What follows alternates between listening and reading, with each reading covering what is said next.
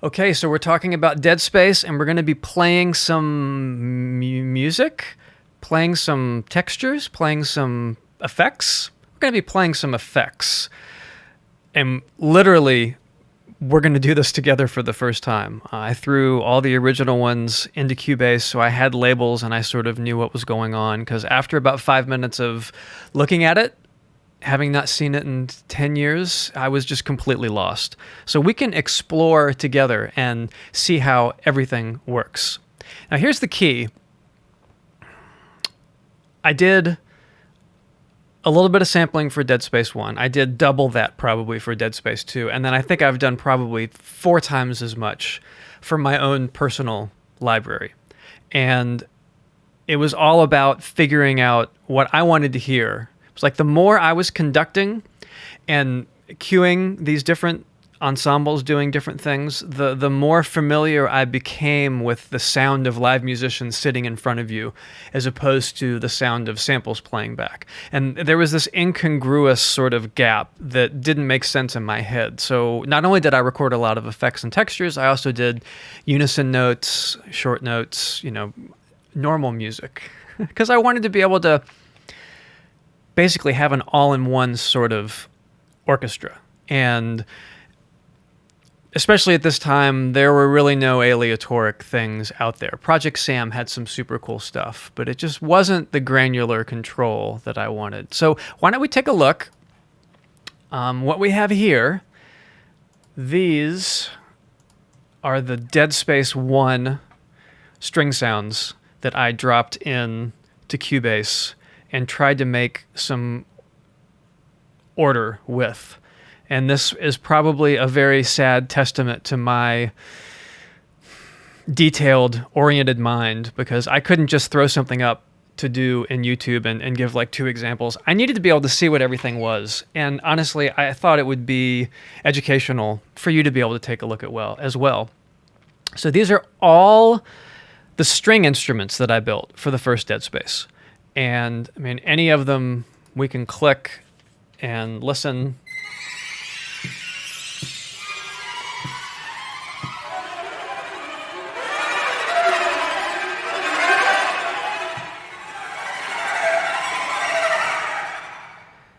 And I can tell, like, there's the sounds are good, but the programming,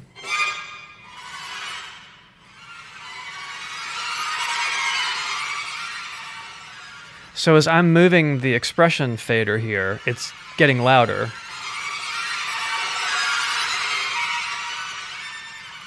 But it's only one dynamic level. I can tell that just by listening. And it's not being filtered properly when it gets quiet. A big part about designing these instruments was how many dynamic layers do I need? And for the effects, I just did 2. Any more than that, and it started getting too complicated to try to crossfade these long, extended sort of textures. So with 2 dynamic layers, it made it really easy. Basically, the quiet one was playing all the time. The loud one would come in on top of it and sort of take over, and you wouldn't really hear the quiet anymore. I think I started fading out the quiet, but then it was like, why bother?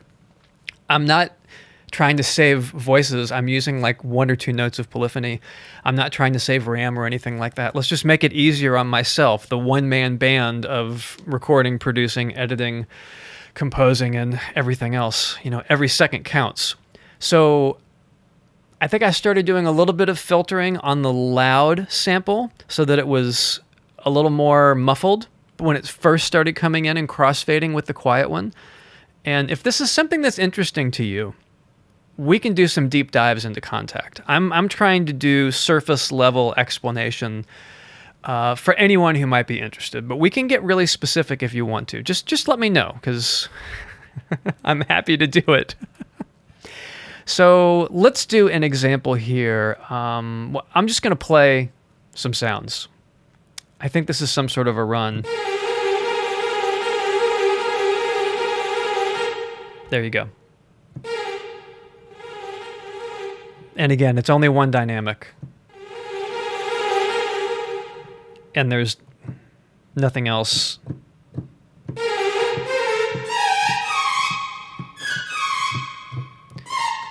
So you're hearing these spaces because I'm I'm basically trying different keys on the music keyboard, and I'm moving the faders around. And this was very much a good example of, a first-time samplist's instrument. Is there's just one articulation there, there's one dynamic level. I think it tempo locks, but really that's about it. Let's take a look. I'll just play some more just for kicks.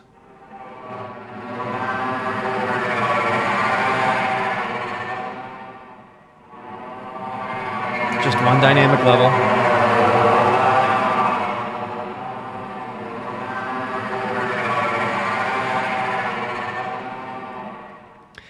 But it's across the keyboard to a certain extent.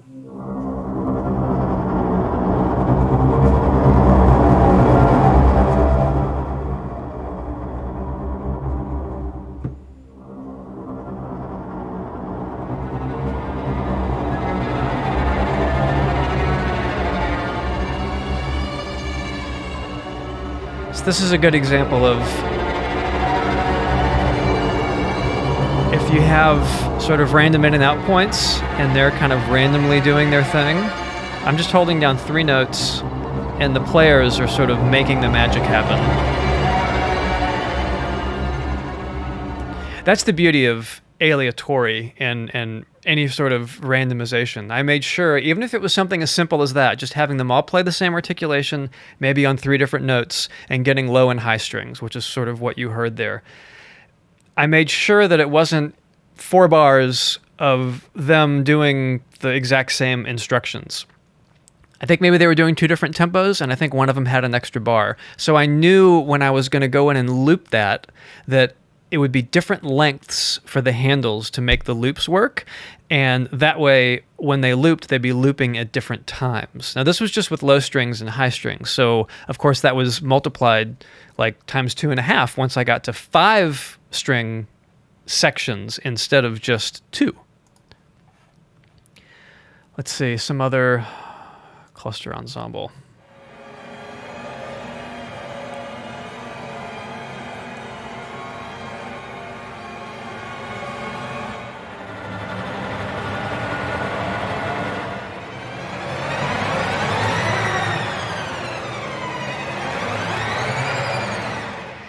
Yeah, it's just like literally, I can almost see my brain spitting out these ideas for clusters and then just throwing them on the keyboard.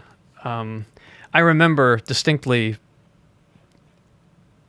just trying to get things on the page and into context so I could play them and put pieces together for the first Dead Space.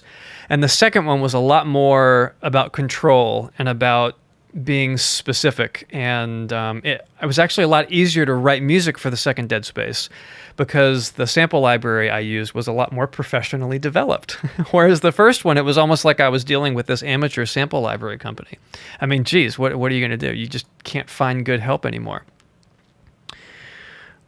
Okay, random sustain. Let's see what this sounds like. This would be one of those, hey, this is Dead Space in Seattle. So it would be, hey, all you violins and violas, play a random note.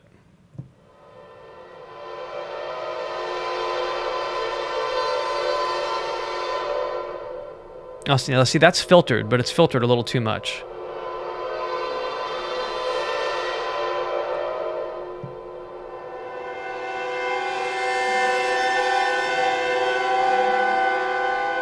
I'm just going to let this sit here. There were usually, like 10 to 15 seconds worth of recording done.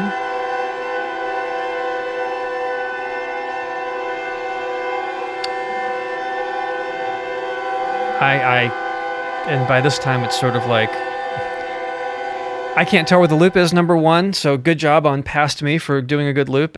And however long it was obviously long enough to work, because let's face it, I doubt there's going to be a scene in a film or a TV show or in a game score where you've got 30 seconds of just one single sound going by itself. Other things are going to be coming in and out. You're probably going to be riding the dynamics, having it maybe do something like that where it's fading in and out.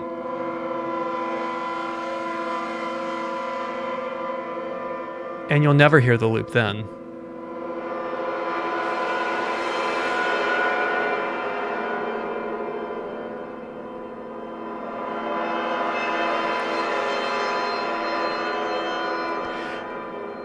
And I promise you, that's the way I tune that filter, kind of in context. It still seems a little too muffled to me, but hey, it totally works. So that was a random sustain with some violin sounds at the top of the octave of my keyboard, and then down here at the bottom of the octaves, low strings.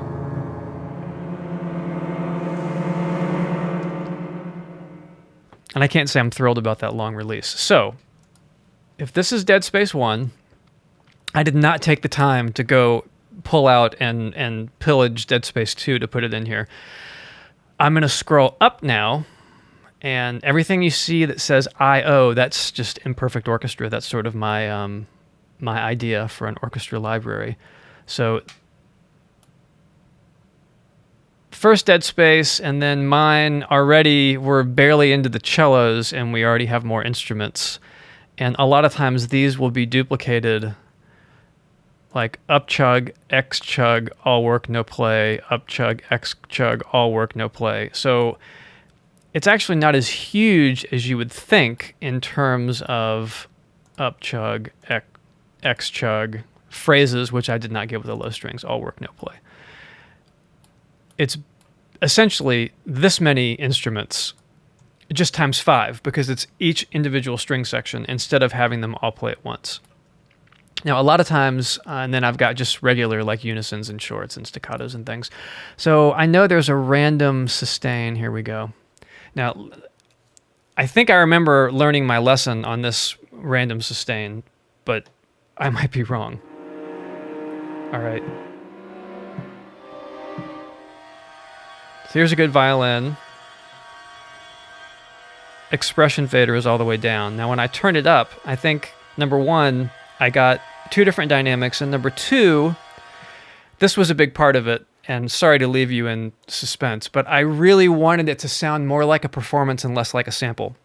I didn't want it to just go from loud to quiet or from quiet to loud if I move the fader. I wanted it to be, well, a performance. So the real easy way to do that was just to use different techniques for soft versus loud. And I didn't do it all the time, but when I did, I actually found that those are the ones I ended up using more than others. So let me explain. Here's the violin sound. Now I'm going to move the fader, the expression fader up. It's going to get louder, but it's also going to fade in a different technique.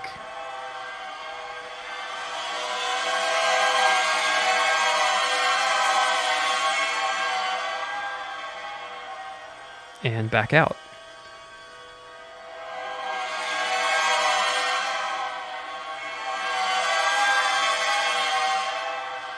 Now, I'm moving the fader to get that sort of performance. If I had it up all the way, and I'm going to pull the volume down a little bit so we don't kill each other. So this is the like forte version, and it's a constant dynamic.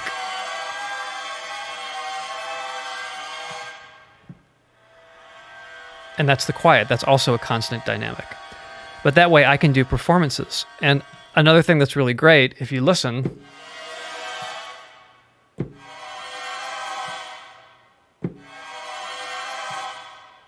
it's different each time. So it's got a random start point, plus or minus a certain percentage. And that way, if I wanted to do something like, some sort of a crescendo,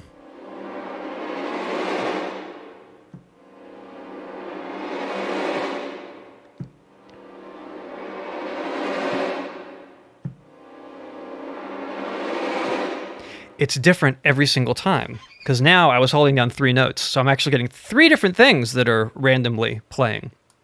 And for other patches, I've taken it another step and actually used the mod wheel to go between like maybe a non-vibrato and then a trem with pitch bends. And then the expression knob or fader is doing the soft versus loud performance. So then you kind of have control over all 4 of those things, like a quadrant in a box. So it was all about basically a little more planning, being able to think about it and put things under the hood in contact the way I wanted. So it was less technical for me once the instrument was built to actually get the sort of performances that I wanted to have. especially with the quiet stuff. Like loud is fine, and I really focus more on the loud with the first Dead Space. Then I started realizing the importance of those dynamics, and quiet can be just as creepy as loud. So it was just all about that journey and figuring out how to do it. Now, next time, I'm going to grab my cello and we're going to record some stuff and build a contact instrument, a very simple contact instrument together.